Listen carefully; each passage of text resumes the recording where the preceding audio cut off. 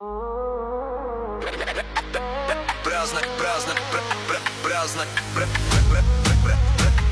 kapsa, peňaženke prevan fúka. Prázdna kapsa v peňaženke prevan fúka. Radek však vie, kde je jeho pravá ruka. Keď hrá baník, svet sa musí na moment zastaviť.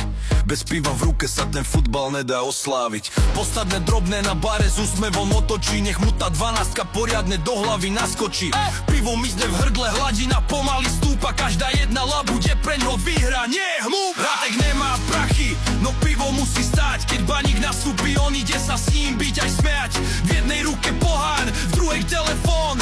TikTok je o druhý, virtuálny dom. Pošle labuť, kričí do tmy celého bytu. V digitálnom svete hľadá kúsok svojho blahobytu.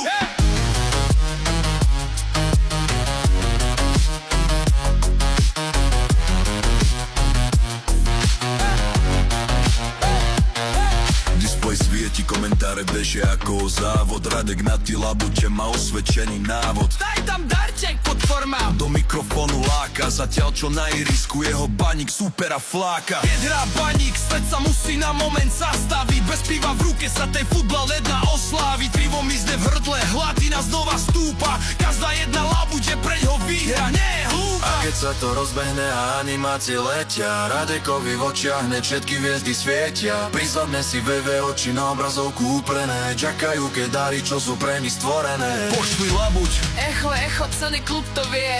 Radek nemá prachy, no pilo stále chce. V jednej ruke pohár, v druhej telefón. TikTok, štadión, jeho dvojitý dom. 1, 2, 3, už tie labute spolu rátajú. Z VV v jednom rytme si tie dáry užívajú. Baník vyhral, pivo došlo, TikTok stále beží. Radek bez peňazí, no na labutiach mu najviac záleží.